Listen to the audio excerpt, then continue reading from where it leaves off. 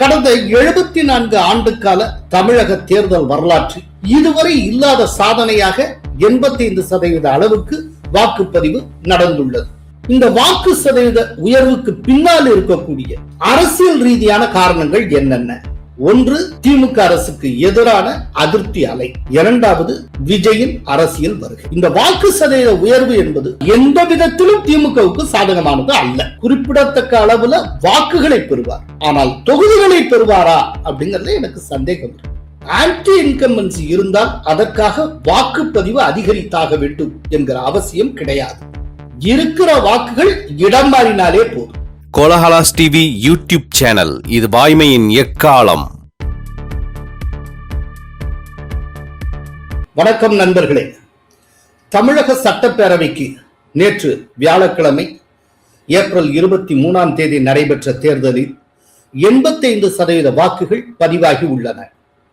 83.57% ஆண்களும் 85.76% பெண்களும் வாக்களித்துள்ளனர்.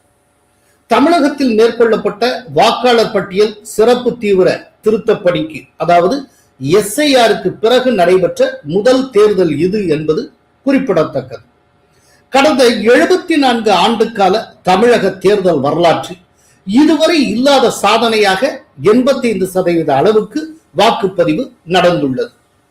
2021 சட்டப்பேரவை தேர்தலில் 73.63% வாக்குகள் பதிவாகின. தற்போதைய பேரவை தேர்தலில் 12% வாக்குகள் கூடுதலாக பதிவாகி உள்ளன. 2021 தேர்தலில் வாக்களித்தோர் எண்ணிக்கை 4,63,44,590. தற்போதைய தேர்தலில் வாக்களித்தோர் எண்ணிக்கை 4,88,00,000. உத்தேசமாக 25 லட்சம் வாக்காளர்கள் கூடுதலாக வாக்களித்துள்ளனர்.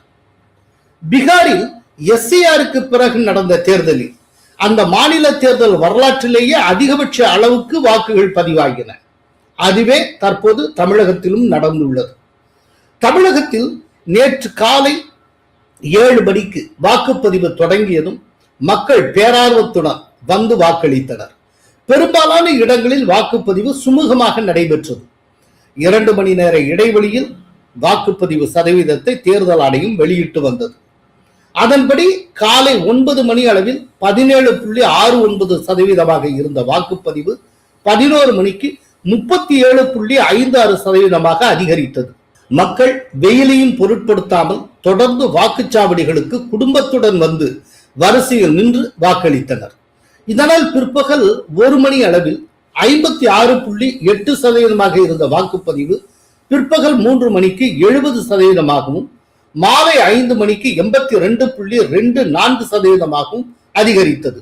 வாக்குப்பதிவு நேரம் மாலை 6 மணியுடன் முடிவடைந்த பின்னரும் சில வாக்கு மையங்களில் வாக்களிக்க வரிசையில் இருந்தவர்களுக்கு டோக்கன் வழங்கப்பட்டு வாக்களிக்க அனுமதிக்கப்பட்டனர். இறுதியாக சுமார் 85% வாக்குகள் பதிவானதாக தேர்தல் ஆணையம் அறிவித்தது. ஆக்சுவலா இந்த வாக்குகளும் கரெக்ஷனுக்கு உட்பட்டது, சப்ஜெக்ட் டு சேஞ்ச். இன்னும் நிறைய கணக்கு பண்ணுவாங்க. அதே போல எல்லா போலிங் பூத்ஸ்ல இருந்து வரக்கூடிய ரிப்போர்ட்ஸ் எல்லாத்தையும் கன்சால்டேட் பண்ணி இன்னும் 1-2 நாட்கள்ல ஃபைனல் பர்சன்டேஜ் சொல்லுவாங்க. அதனால இப்ப சொல்லப்படுற இந்த 85% வாக்குப்பதிவுங்கிறது கூட ஒரு உத்தேசமான ஒன்றாகத்தான் நாம் பார்க்க வேண்டும். 1-2 நாட்கள்ல ஒரு ஃபைனல் டேலிய எலெக்ஷன் கமிஷன் அனௌன்ஸ் பண்ணோம்.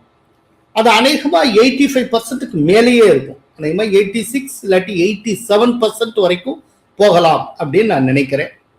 அப்புறம் பதிவான வாக்குகள் சீலிடப்பட்ட பெட்டிகளில் வாக்கு எண்ணும் மையங்களுக்கு பாதுகாப்பாக அனுப்பி வைக்கப்பட்டன. அவை தமிழகம் முழுவதிலும் உள்ள 62 வாக்கு எண்ணும் மையங்களில் பாதுகாப்பாக வைக்கப்பட்டுள்ளன.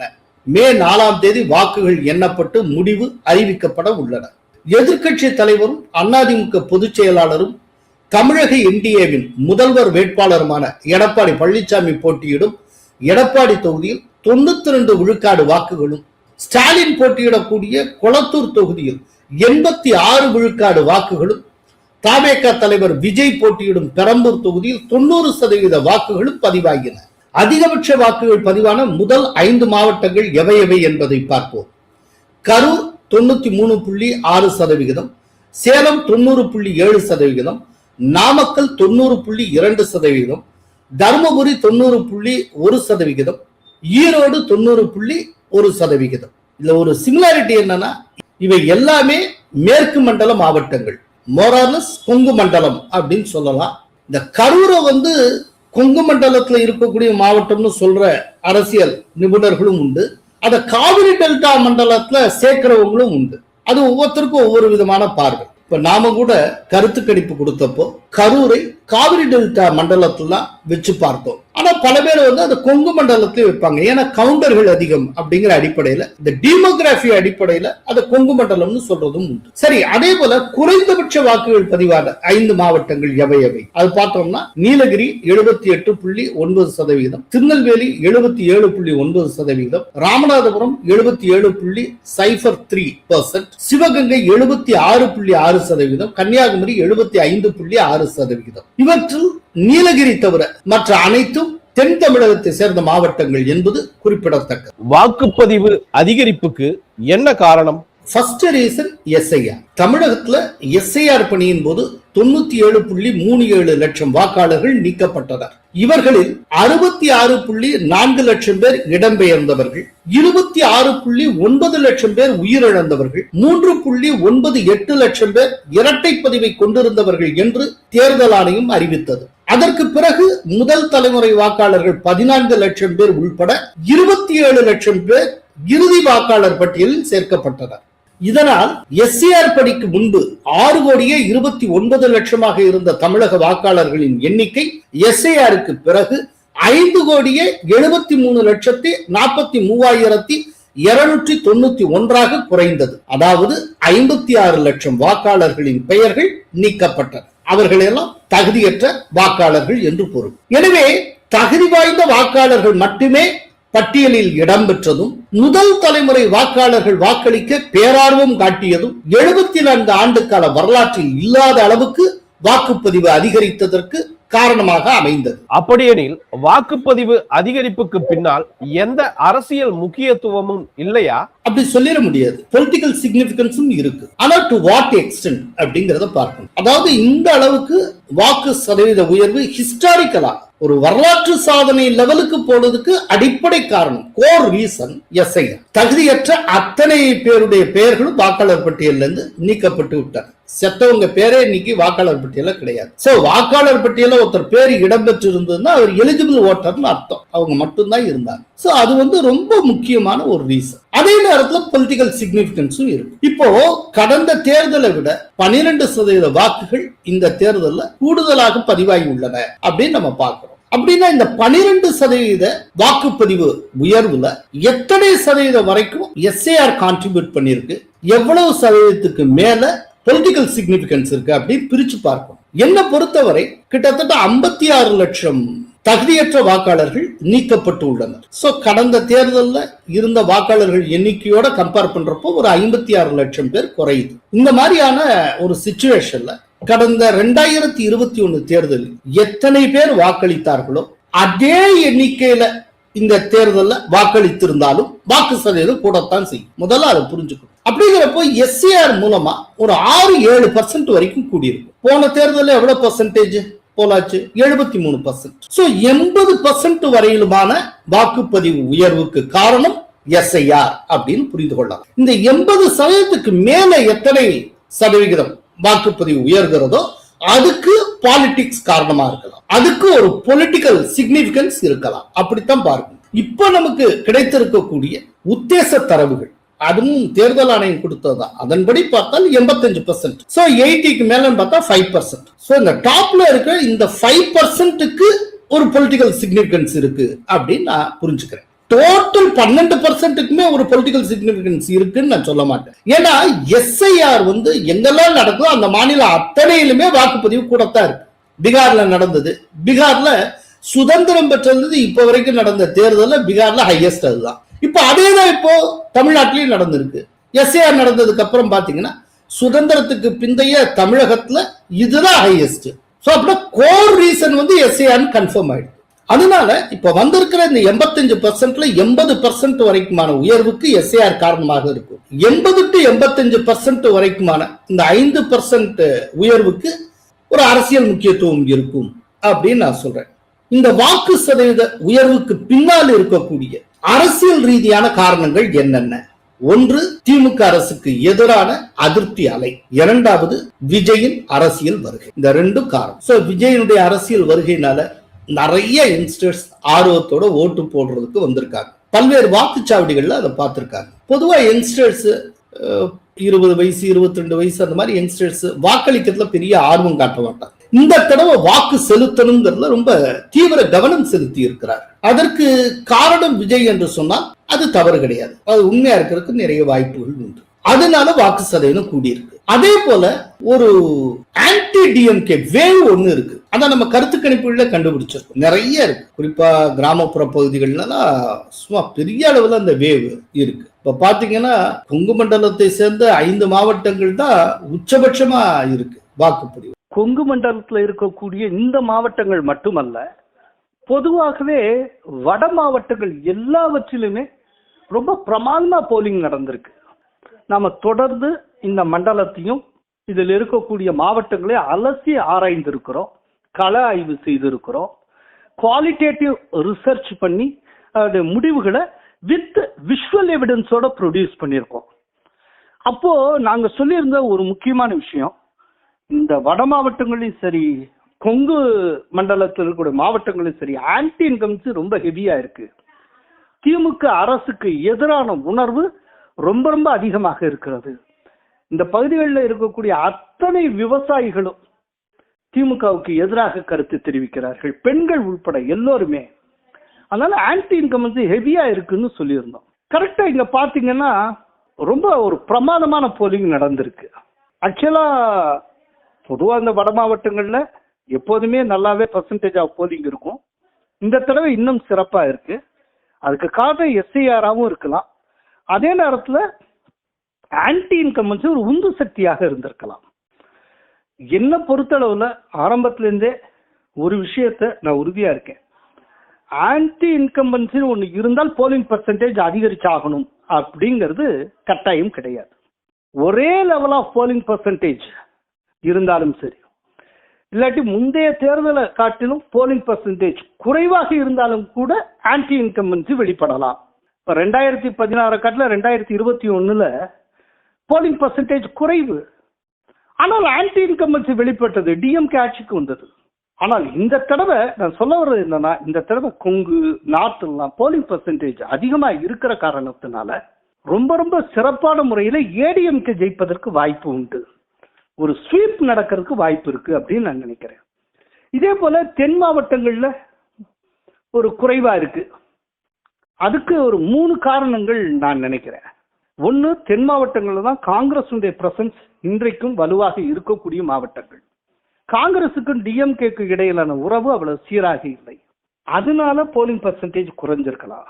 இரண்டாவது, அங்க சிறுபான்மையினர், குறிப்பா கிறிஸ்தவர்கள் முஸ்லிம்கள், இவங்க 2 பேருடைய பிரசன்ஸ் ரொம்ப அதிகம். அவங்க எந்த அளவுக்கு உற்சாகமா வாக்களிச்சாங்க அப்படிங்கிறது தெரியல.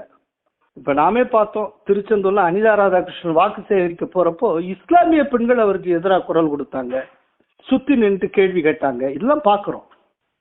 மூன்றாவது ரீசன், இந்த குறிப்பிட்ட தென் மாவட்டங்கள்ல இருக்கக்கூடியவங்கள பெரும்பாலானவங்க நிறைய பேர் கல்ஃப் கண்ட்ரீஸ்ல ஒர்க் பண்றாங்க. இப்ப இருக்கிற போர் பதற்றம் காரணமாக வாக்களிப்பதற்கு நிறைய பேர் சொந்த ஊருக்கு வந்திருக்கவே மாட்டார்கள். இந்த காரணங்களால அங்க வாக்குப்பதிவு ரொம்ப குறைவாக இருந்திருக்கலாம் அப்படின்னு நான் யூகிக்கிறேன். சரி, நான் இன்னொரு ரீசன் சொன்னேன், விஜயும் ஒரு காரணமா இருப்பாங்க. இப்ப விஜய்க்கு ஆதரவா யங்ஸ்டர்ஸ் ஓட்டு போட்டாலுமே அதனுடைய பொருள் என்ன? திமுகவை அவங்க ஆதரிக்கலைன்னு தான் அர்த்தம். இளைஞர்களே கடந்த முறை திமுகவுக்கு வாக்களித்தவர்கள் இந்த முறை விஜய்க்கு வாக்களிக்கிறார். அப்படி பாத்தீங்கன்னா இந்த ஓவராலா இந்த பர்சன்டேஜ் இன்க்ரீஸ் நம்ம எப்படி புரிஞ்சுக்கலாம்னா, விஜய்க்கு ஓரளவு கூடுதல் வாக்குகள் கிடைத்திருக்கும், அதே போல அதிமுகவுக்கு ஓரளவு கூடுதல் வாக்குகள் கிடைத்திருக்கும். இந்த பர்சன்டேஜ் கூடுவதன் காரணமாக இழப்பது திமுகவாக அது உறுதியாக தெரிகிறது. வாக்குப்பதிவு குறைந்திருக்கிற மாவட்டங்கள்னு பார்த்தா டிஎம்கே சிறப்பாக ஜெயிக்கக்கூடிய மாவட்டம், அவங்களுடைய ஆதரவு சிறுபான்மையினர் அதிகமாக இருக்கக்கூடிய மாவட்டம் அங்க குறையுது. எடப்பாடியார் கோட்டைன்னு சொல்லப்படுற சேலம் மாவட்டத்துல பிரமாதமா இருக்கு வாக்குப்பதிவு. கொங்கு மண்டலத்தை சேர்ந்த மற்ற மாவட்டங்கள்ல ரொம்ப நல்லா இருக்கு. திருப்பூர் ஆகட்டும், ஈரோடு ஆகட்டும், நாமக்கல் எல்லாமே சூப்பரா இருக்கு. அப்படின்னா இதை எப்படி புரிஞ்சுக்க முடியும்? இதை வந்து கஷ்டப்பட்டு வளைச்சு டிஎம்கேக்கு சாதகமானதுன்னு எப்படி புரிஞ்சுப்பீங்க? அப்படி யாராவது கருத்து சொன்னாங்கன்னா அவங்க செயற்கையா கருத்து சொல்லிட்டு இருக்காங்கன்னா அப்ப இதெல்லாம் சம்மிங் அப் பண்ணா ஒரு முடிவுக்கு வரலாம். இந்த வாக்கு சதவீத உயர்வு என்பது டு சம் எக்ஸ்டென்ட் ஏடிஎம்கேக்கு சாதகமாக இருக்கும், டு சம் எக்ஸ்டென்ட் விஜய்க்கு சாதகமாக இருக்கும். ஆனால் எந்த விதத்திலும் திமுகவுக்கு சாதகமானது அல்ல. ஆன்டி இன்கம்பன்சி வாக்குகள் விஜய்க்கு சென்றால் அது அதிமுகவுக்கு இழப்பை ஏற்படுத்தும், திமுகவுக்கு சாதகமாக அல்லவா அமையும்? நான் என்ன சொல்றேன்னா, இந்த 80% மேல இருக்கக்கூடிய 5% பத்தி தான் பேசிட்டு இருக்கு. இந்த 80% வரைக்குமான காரணம் எஸ்ஐஆர்னு சொல்லிட்டேன். அரசியல் முக்கியத்துவமே இந்த 80 to 85 வரைக்குமான இந்த 5%ல தான் இருக்கு. சரி, இல்ல நீங்க கேக்குறீங்க இந்த ஆன்டி இன்கம்பன்சி ஓட்டும் இருக்கும் இந்த 5%ல. இந்த ஆன்டி இன்கம்பன்சிய விஜய் கொண்டு போயிட்டார்னா அப்ப யாருக்கு நஷ்டம் அப்படின்னு நீங்க கேக்குறீங்க. அதாவது விஜய் வந்து யங்ஸ்டர்ஸுடைய ஓட்டை எடுக்கிறார். அது குறிப்பா ஒரு 18 இருந்து 30 இல்லாட்டி 40 வயசுக்கு உட்பட்டவங்க வாக்குகளை பெருவாரியாக பெறுகிறார். இவங்க வாக்குகளை பெருவாரியா பெறுறதுக்கு காரணம் ஆன்டி இன்கம்பன்சி கிடையாது, அதை புரிஞ்சுக்கணும். அதுக்கு காரணம் விஜய் மீதான ஈர்ப்பு. ஒரு விஜயினுடைய தீவிர ரசிகர் ஒருத்தனுக்கு ஆன்டி இன்கம்பன்சி ஒரு காரணமா இருக்கணுங்கிறது அவசியமே கிடையாது. விஜய்ங்கிறதே போதுமான காரணம். இந்த 40 வயசுக்கு உட்பட்டு அவங்க வந்து விஜயை நோக்கி போடுறாங்கன்னா அதுக்கு ஒரே காரணம் அங்க விஜய் நிக்கிறார். ஒரு காரணம். எதுக்கு இவங்க 2 பேருக்கு போட்டுட்டு ஒரு தடவை மாத்தி போடுவோம், இந்த காரணம். இதுக்கும் ஆன்டி இன்கம்பன்சிக்கும் சம்பந்தம் கிடையாது. ஆனா ஆன்டி இன்கம்பன்சியினால உந்தப்பட்டு பெர்ஃபெக்டா அந்த கோர் ரீசன்னால ஒருத்தன் வந்து டிஎம்கேக்கு போடக்கூடாதுன்னு முடிவெடுத்தால் அந்த ஓட்டு ஏடிஎம்கேக்கு தான் போகும். ஆன்டி இன்கம்பன்சி வந்து விஜய்க்கு போறதுக்கு வாய்ப்புகள் குறையும். ஏன்னா விஜய் வந்து ஆட்சியை பிடித்து விடுவார், நாளைக்கு அவர் சிஎம் அப்படிங்கிற நம்பிக்கை இன்னும் பெறல. அந்த நம்பிக்கையை வெளிப்படுத்திக்கிட்டு இருக்கிறது அவருடைய ஃபேன்ஸ் மட்டும்தான். அந்த ஃபேன்ஸ் வட்டத்துக்கு வெளியே இருக்கக்கூடிய பொதுமக்கள்கிட்ட இவர்தான் நாளைக்கு சீஃப் மினிஸ்டர் யாருமே நினைக்கல. பொதுமக்களே ஒரு சிலர் வந்து விஜய்க்கு வாக்களிக்கலாம், நான் இல்லைன்னு சொல்ல மாட்டேன். ஆனா அவங்க வாக்களிக்கிறதுக்கு ஒரே ஒரு ரீசன் என்ன அப்படின்னா, இவருக்கு நம்ம ஓட்டு போட்டு பார்ப்போம், மாறி மாறி அவங்க 2 பேருக்கு தானே போடுறோம், இந்த தடவை இவருக்கு போட்டு பார்ப்போம், இதுதான். மற்றபடி இவர் ஆட்சிக்கு வந்துருவாருங்கிற நம்பிக்கையோ இவர் தான் நாளைய முதல்வர்னோ யாருக்கும் தோணல. பட் விஜயுடைய கோர் ஃபேன்ஸ் அப்படித்தான் நினைப்பாங்க, அவர் தான் சிஎம் நினைப்பாங்க, அப்படி நினைக்க கடமைப்பட்டிருக்காங்க. ஏன்னா அவங்க வந்து விஜயுடைய ஃபேன்ஸ். அப்படிங்கிறப்போ விஜயுடைய ஃபேனா இருக்கக்கூடிய இளைஞர்கள் பெருவாரியாக வந்து வாக்களித்திருப்பதுங்கிறது காரணம் விஜய் அரசியல வந்துட்டார் அப்படிங்கிறது மட்டும்தான். அதுக்கு ஆன்டி இன்கம்பன்சி காரணம் கிடையாது.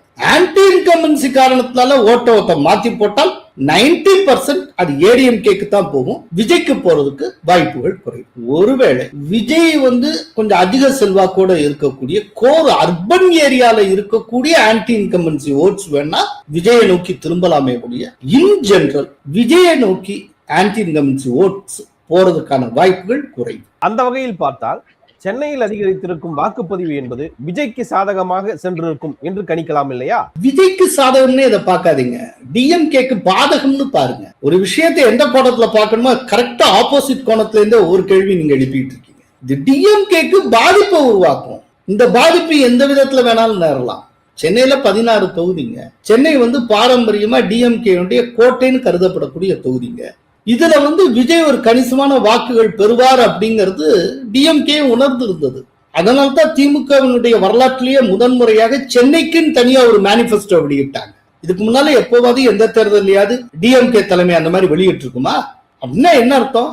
சென்னை திமுகவின் கையை விட்டு போகிறது அப்படிங்கறத அவங்க புரிந்து கொண்டு இருந்தார்கள். அதனால சென்னைக்குன்னு ஒரு தனியா ஒரு எலெக்ஷன் மேனிபெஸ்டோவே வெளியிட்டாங்க. இப்போ விஜய் பெருமளவு வாக்குகளை பிரிக்கிறதுனால என்ன ஆகும் அப்படின்னா, கடந்த காலத்துல 2021 தேர்தலில் டிஎம்கே பெற்றிருந்த மார்ஜின் பெருமளவு குறையும். அப்படி பெருமளவு குறையறதன் மூலமா இந்த தொகுதியில ஜெயிக்கவே முடியாதுன்னு நினைச்சிட்டு இருக்க ஏடிஎம்கே கூட ஜெயிச்சிடலாம். விஜயுடைய ஸ்பாய்லர் ரோல் மூலமா ஏடிஎம்கே சில தொகுதிகளில் ஜெயிக்கிறதுக்கு வாய்ப்பு ஏற்படும். சில தொகுதிகளில் ஆச்சரியப்படத்தக்க விதத்துல தாவேகா கூட ஜெயிச்சிடலாம். ஆனால் திமுகவுக்கும் அதிமுகவுக்கும் ஒரு அட்வான்டேஜ் இருக்கு.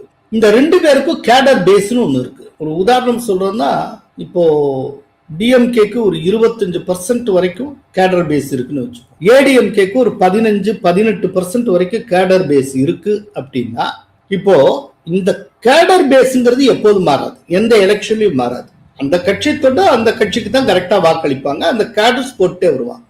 அப்படிங்கிறப்போ இப்ப 2021 தேர்தலில் டிஎம்கே கேடர் பேஸ் எவ்வளவோ அது 25ன்னு சொன்னேன். இந்த 25% மேல வாக்களித்திருந்த கட்சி சாராத பொதுமக்கள் இருக்காங்க. அந்த பொதுமக்கள் ஓட்டு தான் இந்த பக்கமோ இல்லாட்டி விஜய் பக்கமோ மாறும். இப்போ அந்த பொதுமக்கள் ஓட்டு ஒரு 20 இருக்குன்னு வச்சுக்கோங்க. அதாவது டிஎம்கே கேடர் பேஸ் 25, அதுக்கு மேல ஒரு 20% பொதுமக்கள் ஓட்டு இருக்குன்னு வச்சுக்கோ. இப்போ இந்த 20ல 15% அப்படியே தாவேக்கா அள்ளுதுன்னு வச்சுப்போம். தாவேக்கா 0ல இருந்து ஆரம்பிக்கணும். சோ தாவேக்காவுக்கு 0 to 15% தான் இருக்கும். ஜஸ்ட் 15% தான். மீதி இருக்கிற 5% மட்டும்தான் ஏடிஎம்கேக்கு போகுது. அப்படின்னா இப்ப ஏடிஎம்கே கேடர் பேஸ் 20 இருந்ததுன்னா ஏடிஎம்கே 25. ஏற்கனவே டிஎம்கே 25ல இருக்கு, தாவேக்கா 15ல இருக்கு. அப்ப neck and neck race between ADMK DMK ஏற்படும். அதுல ஒருவேளை ஏடிஎம்கே ஜெயிக்கிறதுக்கும் வாய்ப்பு ஏற்படும். அதனால நிறைய வாக்குகளை விஜய் அள்ளி விட்டார், எனவே அவருக்கு வெற்றி அப்படின்னு குருட்டாம்போக்குல நினைக்க வேண்டிய அவசியம் இல்லை. வாக்குகளை அவர் பிரிக்கிறது வெற்றி பெறக்கூடிய அளவுக்கான வாக்குகளா, இல்லாட்டி டிஎம்கே அடையக்கூடிய வெற்றியை இல்லாமல் ஆக்குவதற்கான வாக்குகளா அப்படிங்கிறது கொஞ்சம் பொறுத்திருந்து பார்ப்போம். மே 4ஆம் தேதி தெரிஞ்சிடும். இப்போ ஒரு விஷயத்தை நான் தெளிவா சொல்றேன். விஜயை பற்றி நிறைய மிகைப்படுத்தப்பட்ட மதிப்பீடுகள் முன்வைக்கப்படுகின்றன. அவர் வாக்குகளை பிரிக்கிறாரா? பிரிக்கிறார். ஓரளவு சைசப்லா வாக்குகளை வாங்குகிறாரா? வாங்குகிறார். இது எல்லாம் இதுவரைக்கும் சரி. ஆனால் இந்த வாக்குகளை பெறுவதன் காரணத்தினாலேயே அவர் வென்று விடுவார் என்பதும், அவர் ஒரு சூறைக்காற்று போல மொத்த தொகுதிகளை அள்ளி சென்று விடுவார் என்பதும், ஆட்சியில் அமர்ந்து விடுவார் என்பதோ மிகையிலும் மிகையான கற்பனை. அதற்கு வாய்ப்பே இல்லை. ஒரு தனிநபரா ஒரு தனியா கூட்டணியை வைக்காமல் தமிழக அரசியல எப்போது எதையும் சாதிக்க முடியாது. கூட்டணி கட்சிகள் ஓரளவு இருக்கணும். அந்த கூட்டணி கட்சிகளுடைய வாக்குகளும் உங்கள் வாக்கோடு சேர வேண்டும். இதெல்லாம் சேர்ந்து மவுண்ட் ஆனா தான் நீங்க ஆட்சி வரைக்குமே போக முடியும். கூட்டணி இல்லாமல் யாரும் சாதிக்க முடியாது. 2016 ஒரு விதிவிலக்கான தேர்தல். இந்த தேர்தலில் கூட ஜெயலலிதா என்ன பண்ணார்னா, டிஎம்கே ஒரு வலுவான கூட்டணி அமைக்க விடாமல் ஆக்கிவிட்டு தான் கூட்டணி அமைக்காமல் நின்றார். விஜய் அப்படியா பண்ணியிருக்கிறார்? அவர் கூட்டணி அமைக்காமல் நின்றிருக்கிறார், அவ்வளவுதான். டிஎம்கே பக்கத்துலயும் ஒரு நிறைய கட்சிகள் கொண்ட ஒரு கூட்டணி இருக்கு, என்டிஏல வலுவான கட்சிகளுடைய கூட்டணி இருக்கு. அப்படிங்கிறப்போ ரெண்டு முக்கியமான பொலிட்டிக்கல் போலரைசேஷன் கூட்டணியோட களம் காண்றப்போ நீங்க கூட்டணி இல்லாமல் இவர்களுடன் மோதி பார்ப்பதுங்கிறது விவேகமற்ற செயல்பாடு.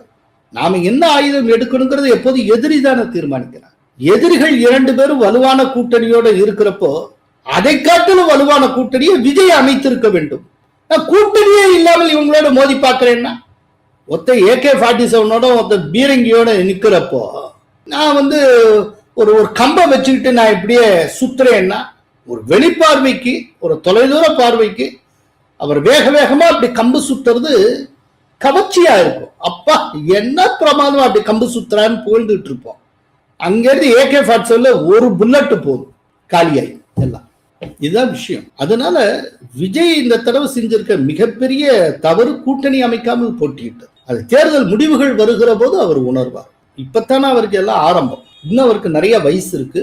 எதிர்காலத்துல அவர் சாதிக்கக்கூடியவராய் இருப்பார் நினைக்கிறேன். ஒரு முக்கியமான பொலிட்டிக்கல் போர்ஸா அவர் இருப்பார். அதை ரொம்ப ஆரம்பத்துல இருந்து, அவர் அரசியலுக்கு வர்ற காலத்துல இருந்து நான் ஒருத்தந்தான் திரும்ப திரும்ப சொல்லிட்டு இருந்தேன். விஜயை அண்டர் எஸ்டிமேட் பண்ணாங்க. அவர் ஒரு பெரிய பொலிட்டிக்கல் போர்ஸ் அப்படி. ஆனால் இந்த தடவை அவர் குறிப்பிடத்தக்க அளவுக்கு தொகுதிகளை பெறுவாரா அப்படிங்கறது எனக்கு சந்தேகம் இருக்கு. குறிப்பிடத்தக்க அளவுல வாக்குகளை பெறுவார், வாக்கு சதவிகிதத்தை பெறுவார். ஆனால் தொகுதிகளை பெறுவாரா அப்படிங்கறதுல எனக்கு சந்தேகம் இருக்கு. அதனால இப்போ கூடுதலாக கிடைத்திருக்கிற இந்த வாக்குகள் என்டிஏவுக்கு சாதகமாக, அதிமுகவுக்கு சாதகமாக இருக்கும் அப்படின்னு நான் நினைக்கிறேன். வாக்குப்பதிவு அதிகரித்ததற்கு காரணம் எஸ்ஐஆர் தான். அதற்கும் ஆன்டி இன்கம்பன்சிக்கும் சம்பந்தம் இல்லை என்கிறார்களே சிலர். பாவம், டிஎம்கே தரப்புல எப்படிலாமோ முட்டு கொடுக்கிற வேலையை பண்ண ஆரம்பிச்சிட்டாங்க. ஏன்னா மே 4ஆம் தேதி வரைக்கும் திமுகவினருக்கு உறக்கம் இல்லாத இரவுகளாத்தான் இருக்கும். எப்படியோ அப்படி முட்டு கொடுத்து எப்படியோ பாவம் இன்டர்பிரட் பண்ணி என்னென்னலாமோ கதை பண்ணிட்டு இருக்காங்க. அதுல ஒரு விஷயம்தான் இப்ப நீங்க சொல்ல வர்றது. அது என்ன அப்படின்னா, இந்த அளவுக்கு வாக்குப்பதிவு அதிகரிச்சுன்னா அதுக்கு காரணம் எஸ்ஐஆர் தான். ஸோ ஆன்டி இன்கம்பன்சி காரணம் இல்லை அப்படின்னு சொல்றாங்க.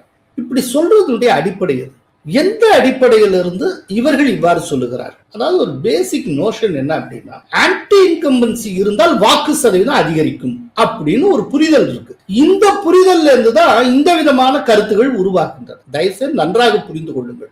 ஆன்டி இன்கம்பன்சி இருந்தால் அதற்காக வாக்குப்பதிவு அதிகரித்தாக வேண்டும் என்கிற அவசியம் கிடையாது. இருக்கிற வாக்குகள் இடம் மாறினாலே போதும். ஆன்டி இன்கம்பன்சி ஹெவியா இருந்தா அதுதான் நடக்கும். வாக்கு சதவீதம் அதிகரிச்சே ஆகணுங்கிற எந்த அவசியம் கிடையாது. ஒரு சின்ன உதாரணம் சொல்றேன். இப்போ மொத்த வாக்காளர்கள் எண்ணிக்கை 100 பேர்னு வச்சுப்போம். முந்தைய தேர்தலில் டிஎம்கே ஒரு 50 வாக்குகளையும், ஏடிஎம்கே 40 வாக்குகளையும், அதர்ஸ் 10 வாக்குகளையும் பெற்றிருக்கிறது அப்படின்னு வச்சுக்கலாம். இப்போ இந்த தேர்தலில் அதே 100 வாக்காளர்கள் வாக்களிக்கிறாங்க. ஆனா டிஎம்கேக்கு 30, ஏடிஎம்கேக்கு ஒரு 60, அதர்ஸுக்கு 19 வச்சுப்போம். இப்ப என்ன இருக்கு? விழுந்தது அதே 100 வாக்குகள் தான். ஆனால் வாக்குகள் இடம் மாறி இருக்கின்றன. போன தடவை 50 வாக்குகளை பெற்ற டிஎம்கே இந்த தடவை 30 வாக்குகளை பெற்றிருக்கிறது. போன தடவை ஒரு 40 வாக்குகளை பெற்றிருந்த ஏடிஎம்கே இந்த முறை 60 வாக்குகளை பெற்றிருக்கிறது. வாக்கு எங்காவது அதிகரிச்சுதான்? இந்த 100 வாக்குக்கு மேல 150, 170 ஏதா போச்சு. இந்த 100க்குள்ளேயே ஆன்டி இன்கம்பன்சி என்பது தன்னை தயார்படுத்தி கொண்டு விடும். சோ ஆன்டி இன்கம்பன்சியினுடைய தன்மை அப்படிங்கிறது வாக்குகள் இடம் மாறுவதுதான் இருக்கே ஒழிய வாக்கு அதிகரிப்பில் இல்லை. தயவு செய்து இந்த ஃபேக்டை புரிஞ்சுக்க. ஒரு உதாரணம் கூட சொல்றேன். இப்ப 2016ல என்ன வாக்குப்பதிவு நடந்ததோ அதை காட்டில 2021 வாக்குப்பதிவு குறைவா இருந்தது. ஆனால் ஆட்சி மாறியது, டிஎம்கே ஆட்சிக்கு வந்தது. அப்படின்னா இப்ப வாக்குகள் குறைந்திருக்கு அப்படிங்கிற காரணத்துல ஆன்டி இன்கம்பன்சி இல்லைன்னு அர்த்தமா? இப்ப வாக்குகள் கூடினாத்தான் அப்ப ஆன்டி இன்கம்பன்சி இருக்குன்னு அர்த்தமா? இதெல்லாம் என்னது? சோ இதுல இருந்து நீங்க புரிஞ்சுக்க வேண்டிய என்னன்னா, ஆன்டி இன்கம்பன்சி இருந்தால் வாக்கு சதவீதம் அதிகரித்தே ஆக வேண்டும் என்கிற அவசியம் கிடையாது. சென்ற முறை என்ன வாக்குகள் பதிவாயிற்றோ அதே அளவுக்கு ஈக்குவலா பதிவாகி இருந்தாலும் ஆன்டி இன்கம்பன்சி ரிசல்ட்ல வெளிப்படுவதற்கு நிறைய வாய்ப்புகள் உண்டு. இதை மறந்துடக்கூடாது. நன்றி, வணக்கம். கோலஹலாஸ் டிவி யூடியூப் சேனல், இது வாய்மையின் எக்காலம்.